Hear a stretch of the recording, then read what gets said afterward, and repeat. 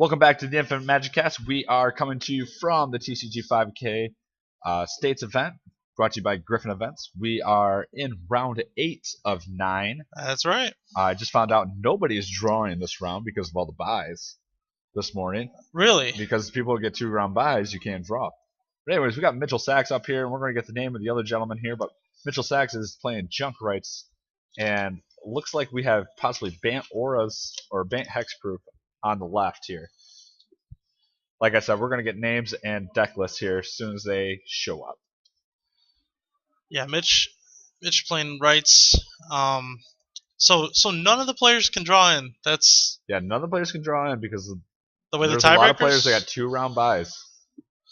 Yeah, and with this size of tournament, yeah, it's definitely not a F&M. So you're not gonna be able to draw in. Right. All right. So we got a mulch, and we got one land that flopped out. And that looks like a Fiend Hunter. Yep, we got Your favorite Burial creature. Rights, a Fiend Hunter, and I don't see what the other one is. But he did get a land off that, so yeah, we'll see the. All right, as you can see on the top now, the player on the left is Mike Venneman. I apologize if I'm saying that name wrong. Mike is playing Bant Auras, just like how we thought he was.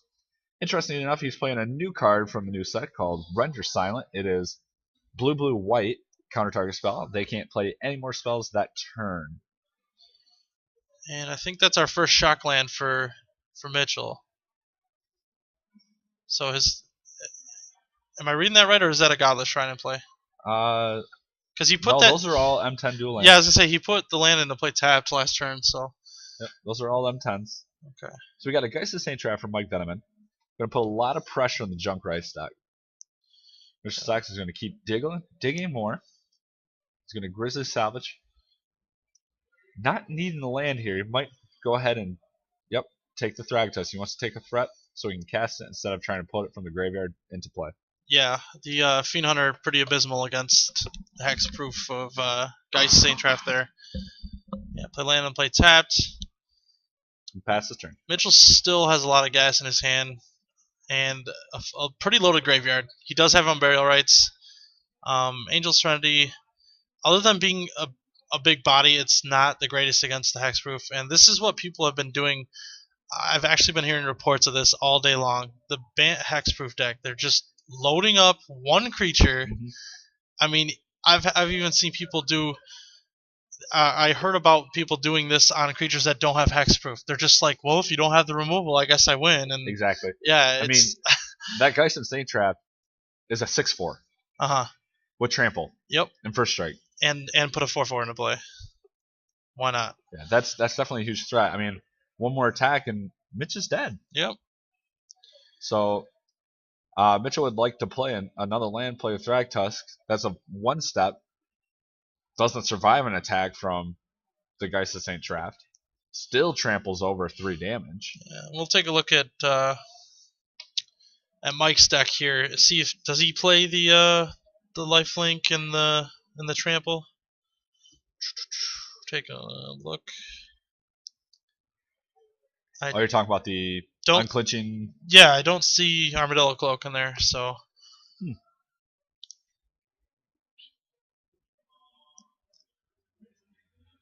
Yeah, he decided not to play on that. He is playing a Rogue's Passage, though. The land that gives your creature unblockable. I would think in a 3-color deck with a low mana curve, you'd probably want all the color mana you can get, but. He is only playing as a 1-of. Yeah. There is such things as greedy mana base. That's what I was thinking. It's a little greedy, but I mean, he's obviously doing well today. So can get the job done. Geist of Saint Trap comes in, creates his Angel token. Yep. And it's a good attack there. Not going to die to the Thragtusk due to the first strike. So it looks like Sachs is.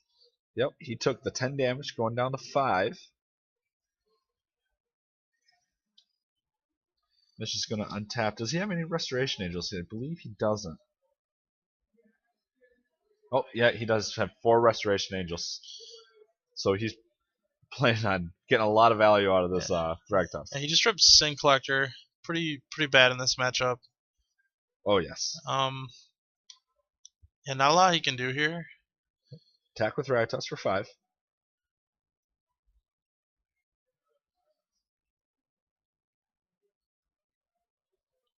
Yeah, Cavern's naming Angel there.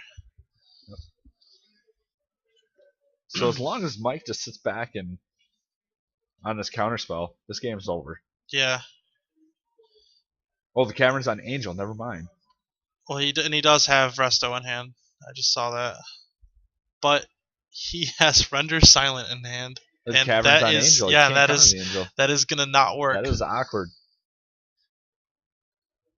Yep. Interesting card choice there for the main deck. Yeah, he did just shift it to the front of his hand.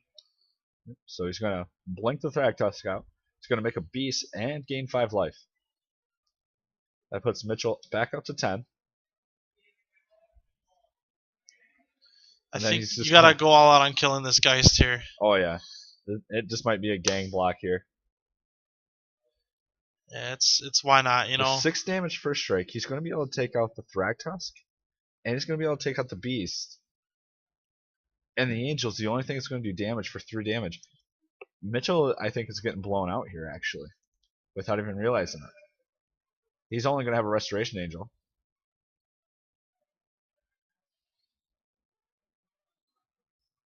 Yeah. Isn't it a? Yeah, it's a. So the Geist of Saint Traft is still gonna live. 4/4, right? Oh.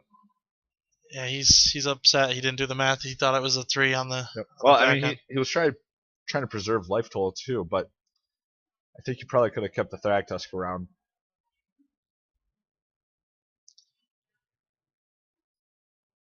You're there. You forgot first strike. Yeah.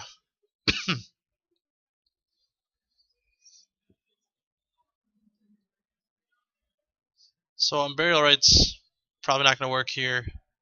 Holding up Render Silent. Well, I believe there is an Angel Serenity in the graveyard. Yep. He's got one in hand too.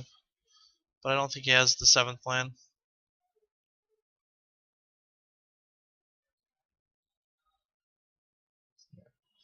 Tough situation for Mitchell Sachs.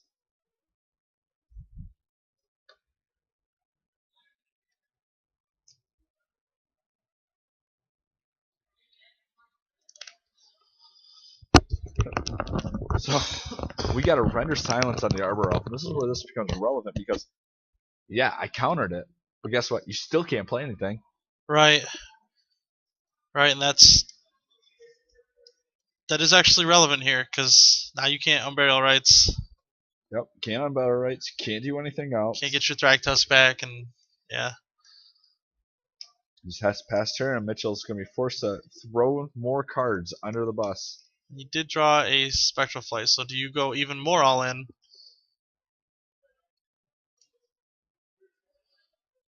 Yes, you do. Yeah, I don't even know if you need to put it on the Geist of Saint Traft.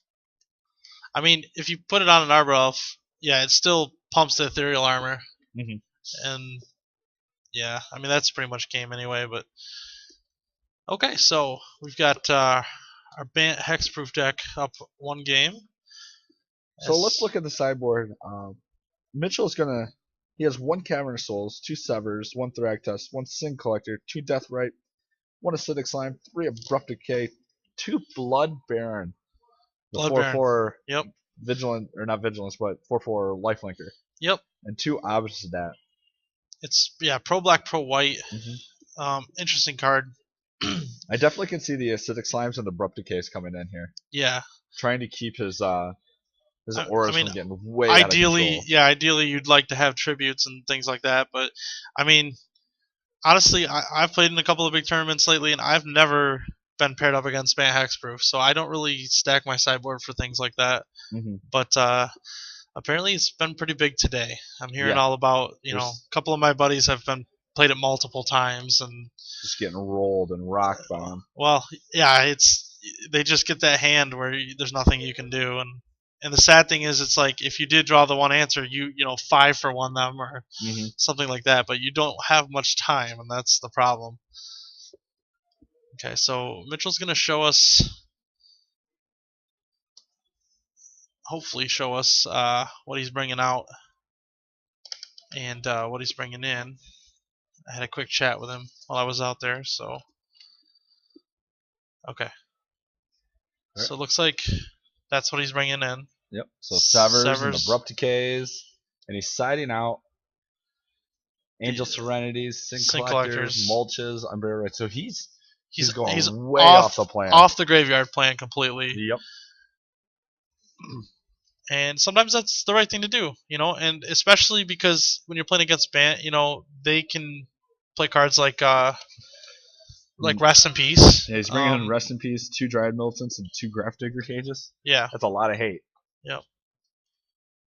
Not to mention possibly the Dissipates. Yeah. But yeah, again, I mean, those cards aren't Liliana. They're not Tribute. They're not Devour.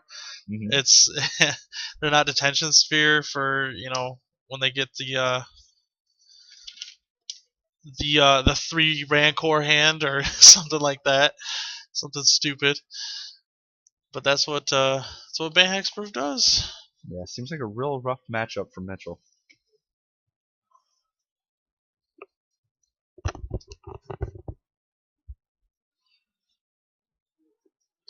One card that I would love to see get adopted into the Unburial Rights deck, because I know it would add another color, is Progenitor Mimic. They're playing Acidic Slime to wreck at people's mana bases, their greedy mana bases. Isn't that the one where if you play it with Resto Angel, you get like double tokens each turn? Something like that. Yeah, there's some way that you can trigger it or stack it. But I mean, the fact of copying an Acidic Slime and then getting one every single turn, can just be very devastating.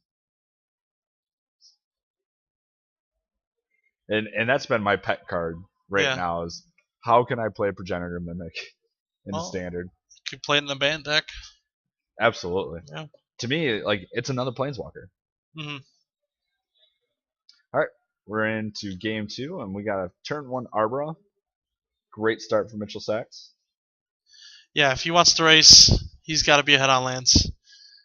And hope his opponent doesn't play one himself, but he does. So we'll no doubt see like a Smiter, or if he's got a Geist in hand. All right. No turn 2 play from Mitchell. He does have a Grizzly Salvage in hand, I believe.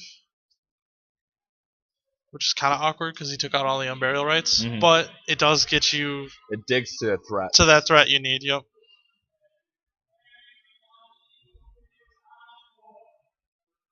All right, so we got Invisible Stalker with a Rancor. We're going to start a clock. Pretty good turn 2. Dig up 5 cards. Acidic Slime? Acidic Slime's not bad. It's Abrupt Decay. Not going to do a lot what you want it to do at this point.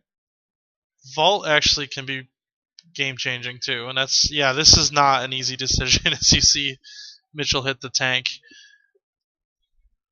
I mean, you got to look at the board state you're dealing with right now, and also think late game too. Where's his deck list? How many vaults does he play? He plays one and that's the other thing too. I've seen a lot of players, and he's gonna take the vault because that can be the game-winning card. Absolutely. And if you only play one, some players play 2. It's very hard to salvage away that land, especially since there's no ways to get it back. Where he might still have like 1 Unburial Rights in the deck still. Where's life from the loam when you need it? Yeah, no kidding. And it looks like he'll probably name Angel with the Cavern. Yep, Cavern on Angel. Yeah. That program Contra wrote is just awesome. We are loving it.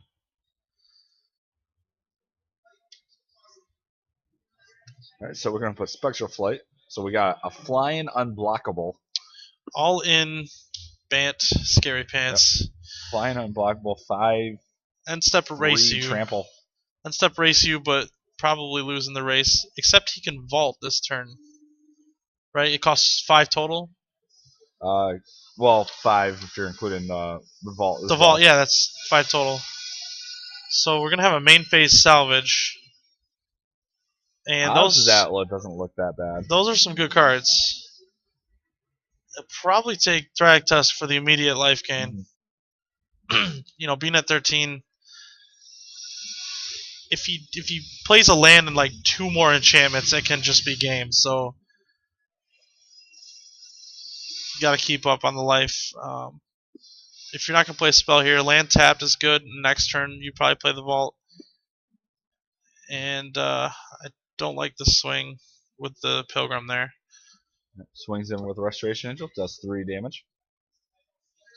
Putting Mike to 15, not the quick clock compared to Mike. Yeah, and here's the point where you just say, all right, do you got me? I mean, and that's Silver Blade, but he does not have the third land. Doesn't have the land for it. Yep. Swings in for 5. 5 more. Puts Mitch to 8. So he will live another turn.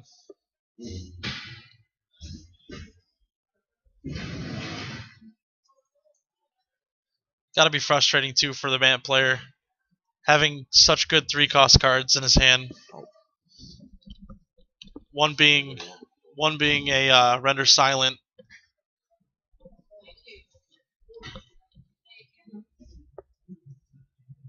So he elects to play Cavern. If you're not going to vault this turn, then there's no reason to play it. So gain 5, and so Cavern's on Angel and Beast. So we have an Ethereal Armor that can pump the.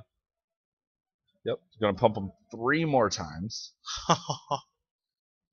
Now, this type of deck, I feel like is one of those kitchen table decks that you used to play when you were a kid. Yep. And it's like, let's make my guy as big as possible. And now we're actually seeing this deck in Standard. It's true. I mean, the card like Spectral Flight, I feel like that card's been in existence forever. You know, like a card like that. And Rancor's been around for a while too. And yeah, I mean, granted, back then we didn't have all the hexproof creatures. Right. It was Shroud, which was horrible because you couldn't target your own creatures. Okay, so here's so what gonna do you be think about the attack with Ragtusk and the Angel? I think and gaining lifelink. I think you just attack with like everything. I mean, maybe not the Pilgrim. Leave the Pilgrim back to block back the to block Strangleroot, guys. Strangleroot, yep. Don't trade all that damage. Oh, he is going to come all in. That's the plan. Touches his lands. Very much a signal that he's going to be activating that. Yeah. Well, I mean, he forces the block here too. Don't forget. I mean, Mike's only at 11. So he's going to gain 5, 6, 7, 8, 9. Quite a bit of a life swing. Yeah. But Mike could just, again, draw that one more enchantment. Draw another Ether Armor. Or if he draws a white source, he wins. How much would be another Ether Armor? And make both those Ether Armors 4/4. So that'd be 8, 9, 10, 11, 12, 13. He drew the white source. He's going to play a Paladin and pair him up.